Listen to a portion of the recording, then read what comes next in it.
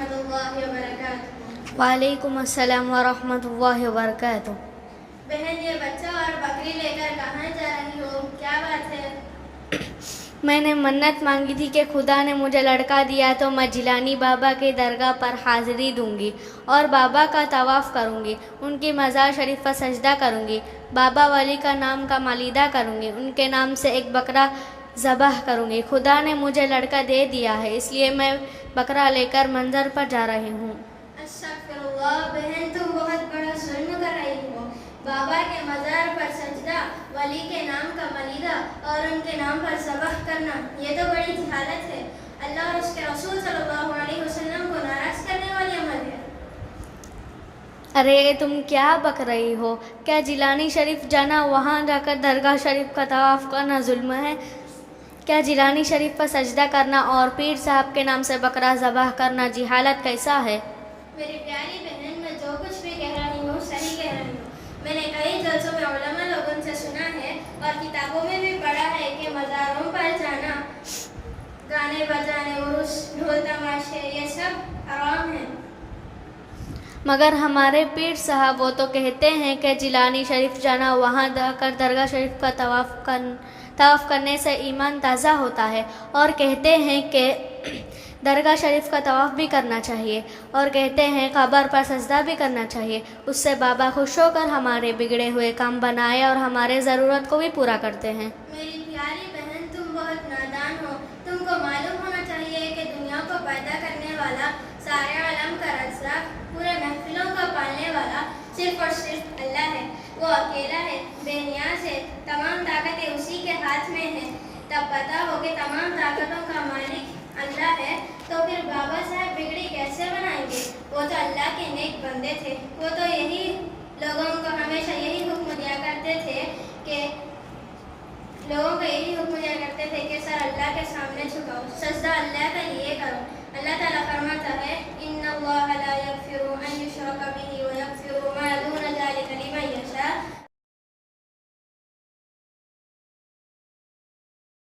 اللہ مشرکوں کی مغفرت نہیں کرتا ہے، مشرک کے علاوہ جس کو چاہے اس کو معاف کر دیتا ہے۔ چلو میں تم کو ایک عالمہ سے ملاتی ہوں، بتائیں گے کہ قبروں پر سجدہ کرنا، اللہ کے ولیوں سے منت مانگنا، مراد مانگنا، اولاد مانگنا، یہ سب کیسا ہے؟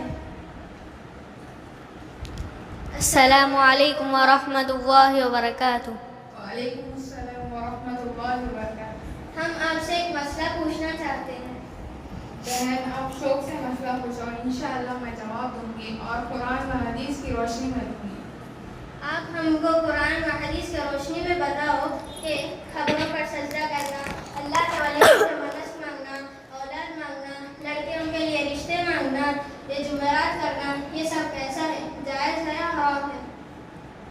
دیکھو، قبر پر سجدہ کرنا جائز نہیں ہے۔ ہمارے نبی صلی اللہ علیہ وسلم نے فرمایا، اللہ کے علاوہ کسی کو سجدہ نہ کرو۔ اگر کسی کو سجدہ کرنا جائز نہیں ہے، اگر جائز ہوتا تو نہ عورتوں کو حکم دیتا کہ وہ اپنے شوہروں کو سجدہ کریں، لیکن جائز نہیں ہے۔ اور ولی اللہ کے دوست ہوتے ہیں، وہ ہمارے رہنما تھے، انہوں نے ہمیں خرافات سے بچایا، اللہ کی وحدانیت بتائی، امت کو سیدھا راستہ بتا کر رہے ہیں۔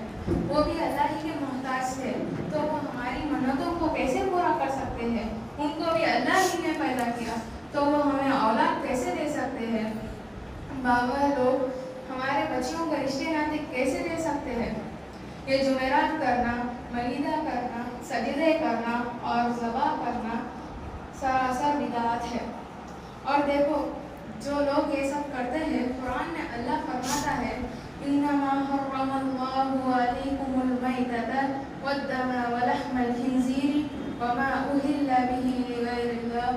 بے شک اللہ نے تم پر مردار، خون، سور کا گوشت اور وہ جانور جس پر اللہ کے سوا کسی کا نام لیا گیا ہو، وہ حرام کیا گیا۔